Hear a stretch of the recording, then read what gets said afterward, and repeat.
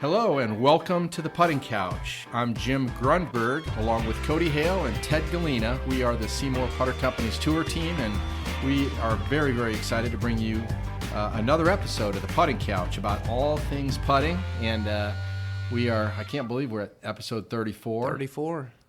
That's a lot. I know. It's been fun. It's been fun. We've got, the thing about the Putting Couch, for those of you new listeners, and we know there are a lot of new listeners coming on from some new channels, and we really appreciate it. So we felt like this was going to be a really good episode to kind of just give you an overview of where we've been and what to expect and what you can gain from going back and using the Putting Couch. Key facts, useful information. It's there as the only super comprehensive podcast on all things putting, and we cover the physical side, we cover the stroke, lessons, the mental side of the game. We get really good, fun stories from tour players. We go out to some of the best instructors in the world, and we ask them about some of their best lessons and best insights into putting. And we're just going to continue to do that, but we do want you to know that there are 33 episodes already in the can right now that are meant to sort of be like a Netflix binge opportunity for you. Or just go back and, with every one new one, listen to an old one, because there's a lot of stuff out there that we've put a lot of time and energy into. We know you'll love it. We never talk about that week's events or anything that's dated. So that's a great thing about the Putting Couch. So, and if you look back at it, I'm just going to go back to sort of an overview of our first 8 episodes. Some of the very important topics that we covered. Of course, the first episode is more of an introduction as well, so you can go back. That's a little probably different. That's before we'd ever done a podcast, so we didn't know if we were going to do a second one. Don't take the sound quality. It's a little bit further down than what it is right now. So we've improved in that too as well. We have figured that part out. But so the second episode, we talked about really what we think is probably the biggest myth in all of putting, and one that just gets in the way of a lot of people understanding how good they can become, what type of putter they could be. And that's the myth of, am I an arc putter versus a straight back through putter? And it seems like everybody feels that they need to pick a spot. And we're going to talk even a little bit about that today, these important topics. The benefits of getting fit, the importance of alignment in putting, the importance of speed control, having a natural, effortless tour stroke, and how you can get that. And, of course, the mental side of the game, which is a huge part of it. We focus on that a lot, thus the name The Putting Couch, because as in all parts of golf, the mental part of putting it's out there. And so let's go back, and then, after that, there's 25 more in-depth podcasts on lessons, and as we've talked about the mental side of the game, some great stuff, and some really, really fun stories from Damon Green and his relationship with Zach Johnson and winning major championships. Mike Hicks, incredible insights into his time with Payne Stewart, and in particular that incredible week at Pinehurst in 1999 that puts the SeeMore Putter Company on the map, which is who we represent. And it really, probably to this day, is still one of the greatest putting performances in major championship history. So, these Putting Couch podcasts, we are the SeeMore Putter Company's tour team, but we don't really promote SeeMore that much. I'd say maybe a minute every episode, something like that. We might add a few insights. But we try to also be mindful of the fact that we know most of you are not using a SeeMore putter, but are very interested in putting, and so we're going to share everything we can with you.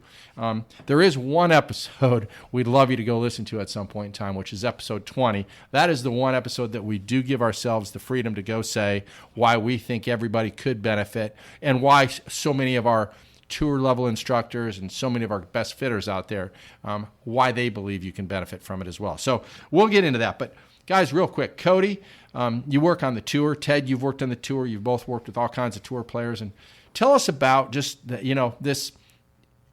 Do you have to decide right up front? Do you have to tell somebody whether you're an arc or a straight back, straight through putter? How does that work? I don't think you do.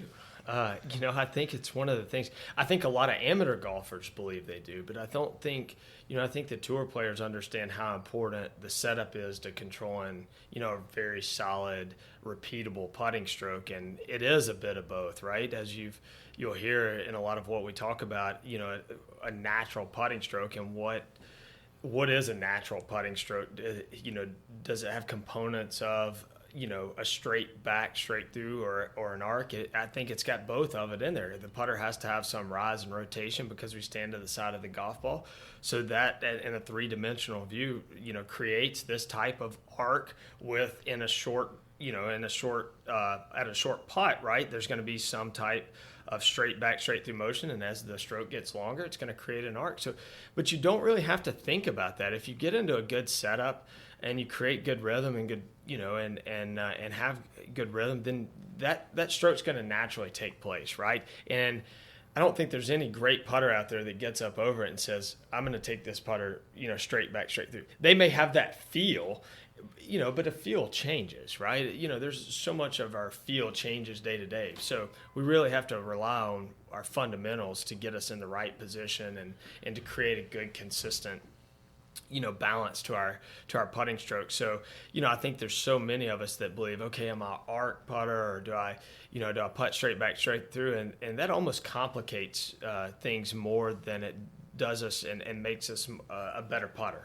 No, that's a great point. And I know that, one of the other reasons it's important is because it seems like, and if you're a fitter out there or an instructor, you're listening to us, I know in general, 99% of the time we talk to you guys, and you're also, yes, of course it is a great myth. But there are an awful lot of, there's many, many, many articles written on this, and it seems like for years and years and years it has sort of been drummed into us that, the idea, in something as precise as putting, the idea of straight back and straight through, it seems intuitively to make sense. Like, of course, I always want the putter face to be square. But the reality is to keep it square on a line, it requires a ton of manipulation. And on the other hand, to allow it to swing on a slight natural arc path requires no manipulation because it's to the side of you. So it's the reverse of what you would think, but wow, does it get in the way of golfers going to the next level. Ted, talk about the benefits of getting fit for a putter. Well, I think it wasn't until, a number of years ago that this has really been a big case. I think a lot of times, me being a head professional at one time, it's easy for me to fit you for irons and drivers, but when it came to putters, let's just go find one that looks good and feels good and go out and try a few on the green, and that works best for you. So there wasn't a whole lot of emphasis on putter fitting because there wasn't a whole lot of information out there at that time. And since coming to work here at SeeMore, the benefit of getting fit for a putter is right up there about getting fit for a whole set of irons. 40% of your strokes during a round of golf is used with the putter, right? So you don't just want to go find one in an empty bin or a used bin and let's knock 3 in and let's go for it. Do your research out there, find people who do fitting. Our SPI fitters and instructors have been trained through us to give you the why behind everything, the why we want you to have a certain length, why posture is so important. Why ball position and loft is so important. And, the beauty of why that is that you're able to do it consistently day in and day out. So you have the same putting stroke. You get comfortable with your setup. You know what a good putting stroke feels like. And it's all done by the simple red dot and 2 white lines. I don't know how many people come in here and after they get done with their fitting or their lesson with Cody and I, they turn around and go, why wouldn't anybody want to try and use this, at least for a training aid? So getting fit for SeeMore putter, or getting fit for a putter, first of all, is one that needs to be done, and hopefully, our listeners out there check us out at SeeMore.com and see the benefits of it. That's a great point. We do have a putter brand called SeeMore, and known by the 2 white lines and the red dot, won major championships, as we talked about with Payne Stewart and Zach Johnson a couple times, and some of the greatest putting performances of all time. And how about winning major championships at Pinehurst, which is sort of the new home of golf in the United States, and for the USGA, they're going to start having the U.S. Open there on a regular basis, and then Augusta, and then to follow that up, St. Andrews. So SeeMore putters won't necessarily win you majors at all 3 of those locations, but there's a phenomenal science and an art behind it, Cody. And, there is. What are you trying to do? We talk about eliminating variables, right, as a putting instructor, and you probably give as many putting lessons as anybody, Cody. And how can a SeeMore putter, or if it's not a SeeMore putter, what are you trying to do when you're trying to eliminate variables in your putting? Well, I think, and just to jump back a little bit, fitting, we mentioned fitting, and then we also mentioned talking about straight back, straight through. Those are some of the questions that can be answered through that process. You come in to get fit for a putter. What type of stroke do you have? Well, that's where we can identify, well, if you're thinking about making a straight back, straight through stroke, but you have trouble taking the putter outside to in, you're thinking about that type of process. It may be more of a mental issue than a technical issue because of what you're trying to manipulate the club to do. So there's a lot of things that can take place and identify, and with so much great technology, we can see and put data with that to go in and say, okay, we can really identify exactly what's going on in your putting stroke, give you a great game plan. And then that's where it is going in and eliminating variables, right? We can identify what should be, call them foundational checkpoints, right? Okay, what should be the proper setup? Where should your ball position be? Where should the shaft position be?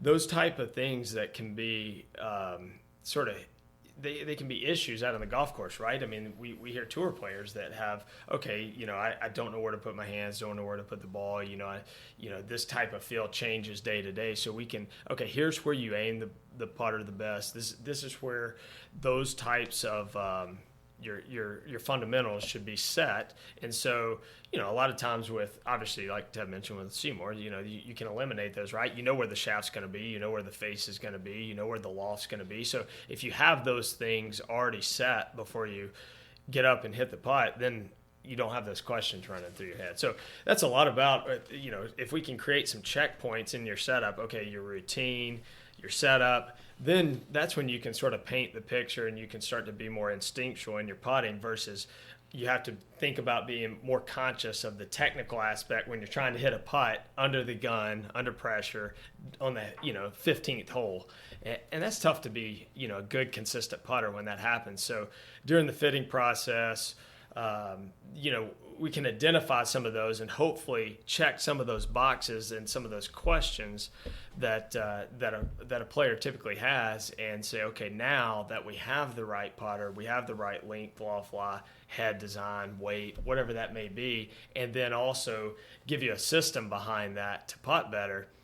That's a pretty good combination. Absolutely. The best players in the world, they, no matter what putter they're using, they get the face angle square and at setup and at impact, and they control the loft. So putt to putt, they're getting the same rollout from the same amount of force, and they and they try to do it from time to time. They try to do it each and every time the same way. So of course, if you're a tour player and you putt 5 hours a day, you probably in the end of the day could learn to do those things with any putter. But outside of the tour, most of the other 99.9% of golfers could benefit from some of those same consistencies that tour players experience. So we have one great solution, which is our rifle scope technology. And but as you mentioned, also getting fit and working with instructors. It's Ted. I mean, it's sort of like you were the head professional at the Vanderbilt Legends Club. You saw demo days and you saw golfers coming out there and getting fired up about equipment and trying to find equipment that was going to help their game. But when it came to putting, I know you used to say you didn't see a whole lot of people coming out. No, and I think the quick fix and the easy answer for golf professionals is one. I mean, if you're just picking up a putter, you're looking at someone on TV or whatever, and you've seen how they putt. Okay, I'm going to try to mimic that. And then they have more questions, so they come and ask you. A golf professional has to know everything about golf, right? Well, when it comes to putting, you don't want to say anything wrong for the most part, because if you do, you sort of look as if you don't know your field. So the quick and easy answer for someone, well, oh, Jim, okay, yeah, are you straight back or straight through? I mean, are you straight back, straight through, or are you arc to arc on your putting stroke? Well, I don't know. And so that is, at the time, that's all really the golf professional knew. So it was his way or her way to get out of talking about putting, about posture and stance, where they do know that with the full swing and what needs to be done. But when it came to putting, they gave an easy and safe answer, because I think partially, too, some of the bigger companies out there, it was easy for marketing purposes to choose which type of putter you want to have, straight back, straight through stroke, and arc to arc. Okay, well, here's your choices. Well, now that we know that's, not right. Marketing. Exactly. And so when someone comes and picks up a SeeMore putter, they find out right away how consistent they are, and they can see how Cody was mentioning earlier that I'm both. I'm straight back, straight through, and I'm arc to arc. But what I am is a consistent putter out there. You're both professionals, so you guys have played competitively. I know Cody's played at the tour level, and Ted, you've, as a PGA professional, you've been deeply immersed in this industry. And I've always been, more on the equipment side and what have you. But I know the three of us all have PGA Tour badges. And I know in my many years now out on tour, while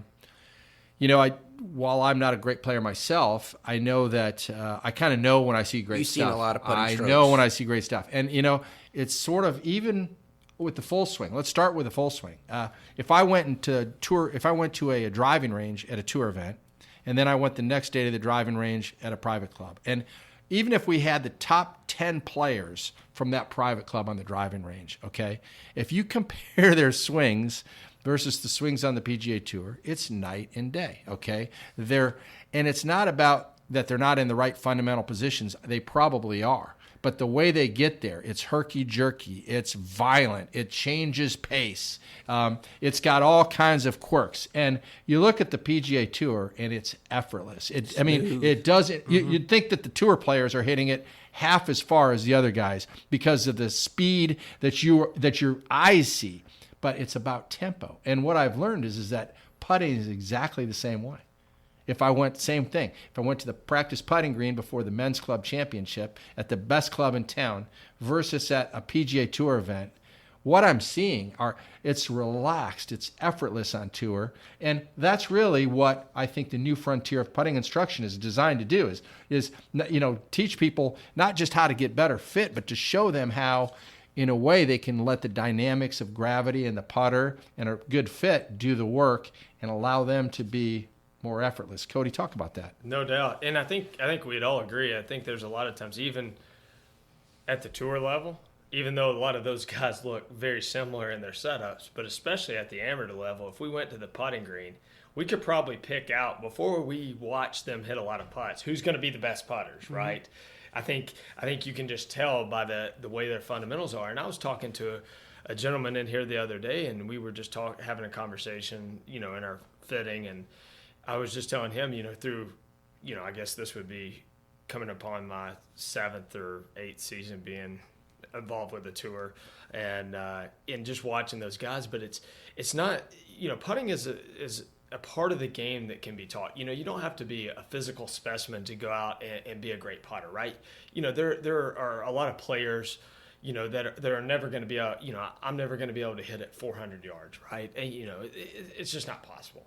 But we can be great putters, right? Great equalizer. Right. And I think where I'm going with this is that the guys on tour, even though they are great talents, you see them doing the simplest things, the fundamentals, the best in the world, right? They're doing those the best in the world. They do the smallest things at such a high level. It's so impressive, right? You see them out there working on their alignment, their fundamentals, their tempo and rhythm.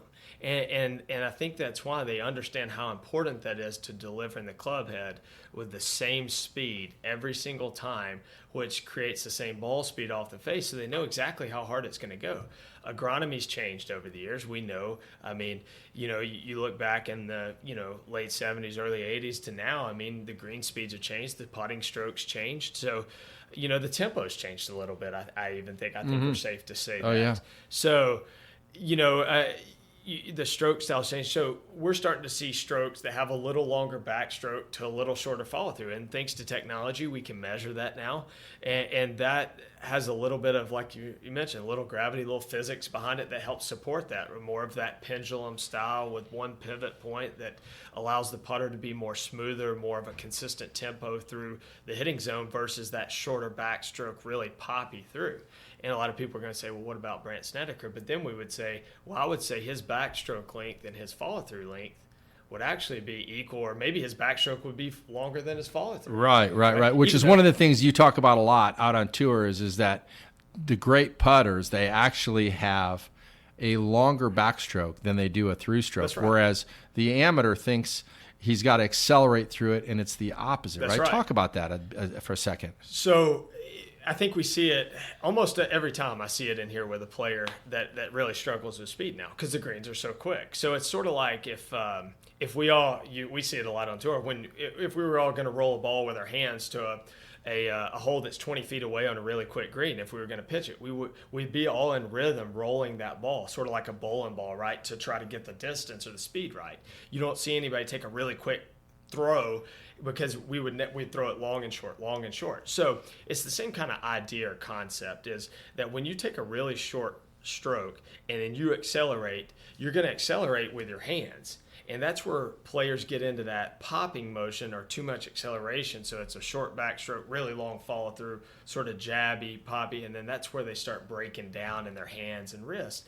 And that's really hard to maintain consistent speed from putt to putt. Therefore, I hit one short, I hit one long, hit one short, hit one long. Well, you're varying the speed so much, and it's making the whole, different sizes, right? You run it, I hit so many edges. Well, if we had the speed right all the time, we may hole more putts. And so I think your great putters you're starting to see are delivering that putt. They're controlling the speed by the length of their backstroke, not by the speed that the putter head enters the hitting zone. So you're starting to see that more of a gravity, less, call it whatever, zero acceleration at impact, less, more of the gravity, the weight of the putter controlling that, the length of the backstrokes controlling how far they're hitting that. And take Jordan Spieth in his prime when he was, number one in the world. And Zach Johnson, obviously, those are guys were 1 and 2, I believe, in approach putting.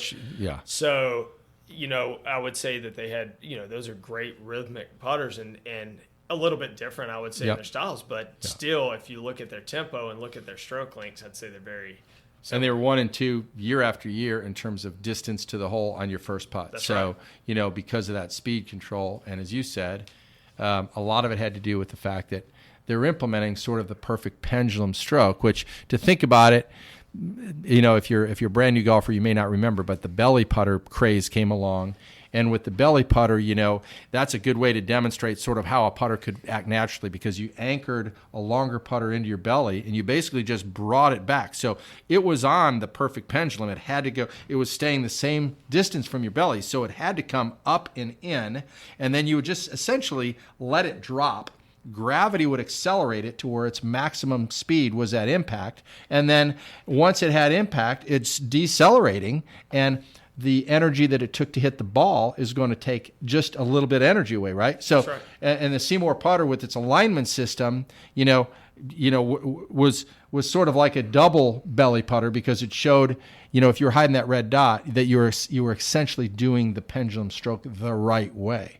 That's right. And that's, that consistent pivot point or suspension point, that's it, is you not only can create good rhythm, you can create a consistent putting stroke that way, right? And that improves your timing, which also, if you improve your timing, you're going to hit more putts on time, because you're giving yourself enough time for the putter to get to square. When you're so short and quick and you don't have that reference point, that putter face, our face awareness just goes away, so our putter's open, close. And so, through rhythm, through that reference point, like you mentioned, the belly putter, it's surprising that actually helped players probably manage that stroke length a lot better. And I'd say for players listening, if you do have struggle with speed control or timing, think about reversing the thought process or the idea of instead of a short, accelerated to feel like you have to have control, because that's where players think they have to have control, is to go short and quick, is to reverse the thought process there and go more 50-50 with a stroke balance, or 60-40 really is where we're thinking about get to, and that's where we're basing that around some of the physics of. We'll take it one step further. What Cody's saying is now you're seeing how important ball position is in the putting stroke, and that's another benefit of a SeeMore putter. So you do that nice natural arc stroke, well, you're going to start the ball position in the same spot, and hopefully that putter head comes back to square in the same spot. Well, if you don't have some type of a reminder behind the putter head like the SeeMore putter does, do you really know where that ball position is? It might be half a ball forward in your stance or a ball forward in your stance. And then all of a sudden now the putter face comes in a little bit open at impact because you're past that ball position or where you were earlier. The ball ends up going to the right. So now you're starting to, waffle back and forth. Do I need to push my hands forward and sort of push the ball down the line? And then all of a sudden now the speed is off. And it just leads to a lot of problems where if we can just get you back to where a consistent ball position is, which also then with a consistent ball position, you have a consistent loft day in and day out for every type of putting stroke. No question. And there's a lot of great putters that obviously use all different types of putters.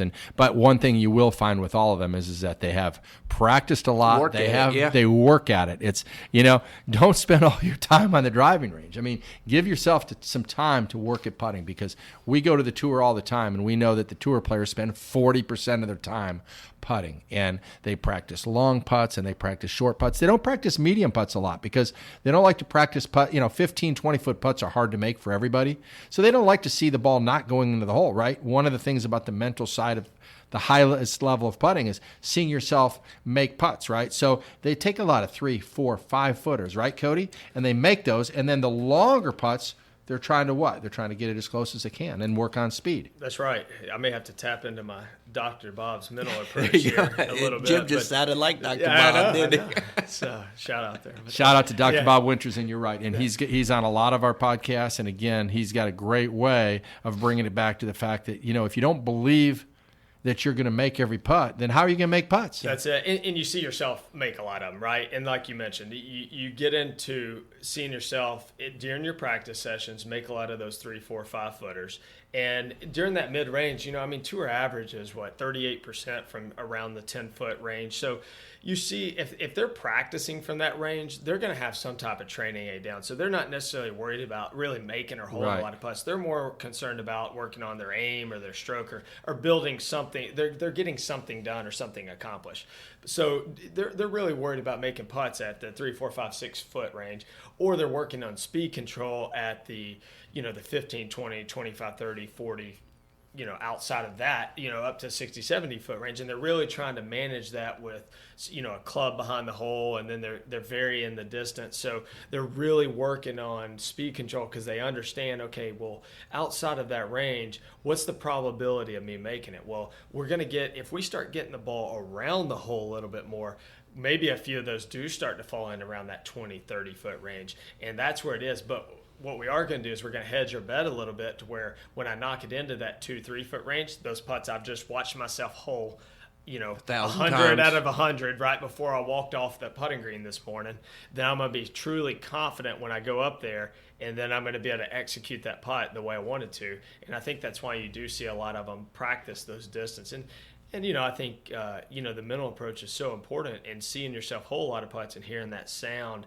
And then, I think we've talked about with Dr. Bob and a lot of the approaches, you've got to be able to visualize the putt going in, you've got to be able to see it, and doing it in your practice sessions means a lot. Like, being able to, when you get on the green, being able to tap back into what you've executed on the practice green. So that session you just mentioned, Jim, is important to saying, okay, I know I've hit this 20-footer inside this 18-inch range 100 times, or I've executed this 4-foot putt so many times.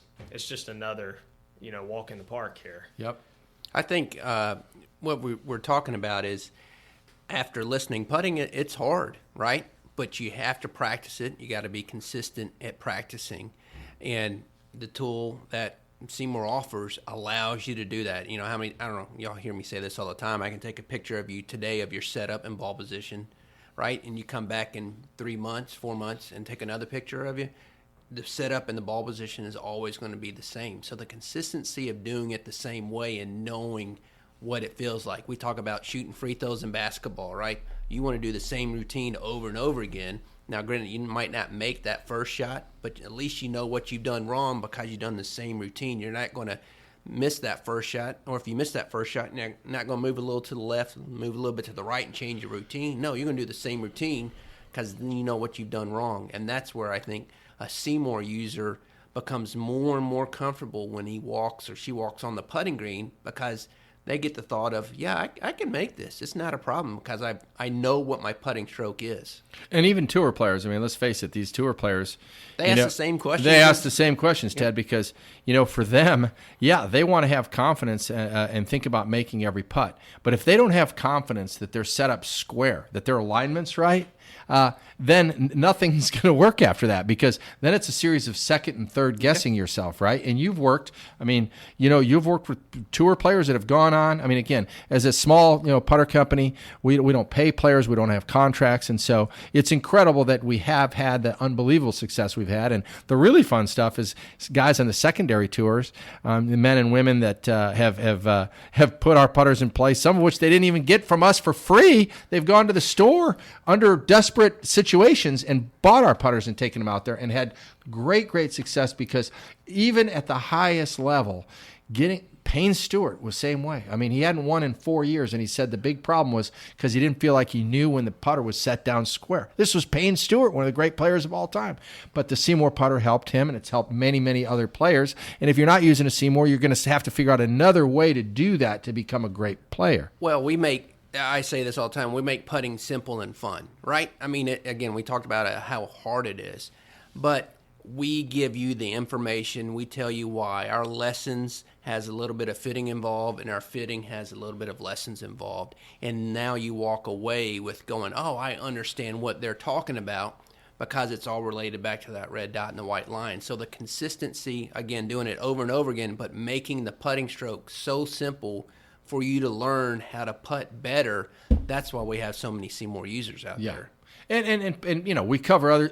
Listen, it's great putting is also being on the right side of the hole. It's about understanding how to read breaks. It's about understanding the differences in grain and speed. So there's so many variables, and I guess that's why so many players sometimes they get overly frustrated without realizing. I mean, Cody, you said 38% is the make percent on a 10-foot putt on the PGA Tour. So that means, 62% of the time you're missing a 10-foot putt on the PGA Tour. And so, that's so many golfers, just like with the rest of the parts of their game, I think they have unrealistic expectations. So the theme here is that putting can be fun. It can be really cool to dive into putting. We hope that you really will go back and listen to the full series of these podcasts, because when you put it all together, it's the last frontier. It's a really cool part of the game that most golfers just do not spend much time on. And back to what you were talking about, Cody, even on tour, sometimes you can see the guys that are a little impatient out there on the greens, and you kind of wonder how, maybe they're going to catch lightning in a bottle, but wow, there's somebody else over here that seems like they've gone through it in a more methodical way. And sometimes if you look the stats up, you kind of can predict who might be week in and week out a more confident putter. You see that pretty regular, and I think a lot of us, we it's easy to get frustrated. It's a hard, area, but you got to embrace it, right? I memean, we all have high expectations. I think that's part of it. That's part of wanting to be better, is that we want to be able to hold more putts, and you've got to be able to embrace the challenge. And I think that's where setup is so important, is that's where you can take something away from this, is not only being fit is so important. You have so much more access these days to being fit for a putter. Obviously we have a team of great fitters within our SeeMore Putter Institute. But, there's so many great fitters in the country, regardless of our SeeMore Putter Institute. But, setting up, reinforcing good fundamentals is only going to help. It helps the tour players putt as well as they do. It's going to help, most amateur golfers going to achieve, because, one of the things we mentioned, you can see the guys that are going to putt well, and then you look at their stats and you're like, oh, well, that backs that up, right? If the one difference that you see in most amateur golfers is that most of the time, from putt to putt or hole to hole, they set up differently. They really do. And you can see it in the studio. And one of the things that we really try to help, one of my goals, and I think Ted's and all of us, right, is to help them achieve a consistent setup. So if you can really focus on really trying to make sure that the setup's the same, achieving good posture, ball position, and then working on your aim, they sound simple, but they're going to help. and that just leads to hitting the putter in the sweet spot more often. And if you're doing that, I mean, you're going to hit a lot of good putts. So I think that, I mean, just those few components in it. I mean, there's a lot more to it than that. No question about it. But reinforcing some really good, solid fundamentals and understanding. So, and then don't let it get too much on into your mind thinking about that stroke. We mentioned straight back, straight through. You start getting in too much involved there, and then there's a lot of things that can go wrong. Your mind can play a lot of tricks. And we at SeeMore now, the one thing we've realized is, I mean, while we were originally known as just sort of a blade, straight center shaft, what we realize is that golfers using all different types of putters could benefit from having a consistent setup. So we've expanded our line to where we have the biggest putting line in the world. Not always a good thing when it comes to SKU management, but when it comes to the golfer's options, it is a great thing. And so, if you go to SeeMore.com and you check us out, if you're listening to the Putting Couch, you probably are already dialed in on putting and you love it and you think it's cool. But as you know, you've probably got an awful lot of playing partners and friends that play golf that don't. So share this with them because, they're the ones that are going to benefit, and, you'll have more fun playing with guys that have a more realistic expectations on putting. And we'll in other episodes we talk, and we'll continue to talk about blades versus mallets. Again, one of the great myths is who's right for a blade and who's right for a mallet, and we'll turn that upside down for you. So we're not going to give everything away today, but we've enjoyed the time with you today, and again, a lot of new listeners. We really hope that you're intrigued, and you can contact us anytime. There's a lot of ways to do it. Ted, how can they've already dialed into this, but if they want to reach us any other way and give us comments or feedback, and they can click and subscribe to listen to the podcast here, and always follow up at info@SeeMore.com, or any of our social media handles: Twitter at SeeMore Putters, Instagram at SeeMore Putters, on Facebook, even in LinkedIn. So we get some great comments, great input from people who've listened from past podcasts, and we've taken those and we brought them on to future podcasts. Fantastic. Cody? Yeah, no, it's been a good episode, and we got a lot of topics to talk about. Putting's a fun foundation, and there's so many aspects of it that we can cover, and if there's topics that people want us to cover, I mean, feel free to reach out to us. I mean, we'd love to. Yeah, we'd love it. So, and we'll get back to you. We love talking putting. We really do. Hopefully you feel that passion. And again, go back and listen to the first 33 podcasts if this is your first one you've listened to. And I know you probably can't do that all in one weekend, but just make a note of it. I think you're gonna. You can go in. You can see the lineup. We kind of have a little an overview of what each episode sort of entails. So you may want to pick and choose, but a lot of really good stuff out there, and we'll continue to do it as well. We love it. It's the first and the best podcast on all things putting. This is your format. So let us know what else you want to know about. We'll work it in. And until then, again, this is the 34th episode of the Putting Couch, brought to you by the SeeMore Putter Company's tour team. I'm Jim, and along with Cody Hale, Ted Galena, we appreciate that you've been listening.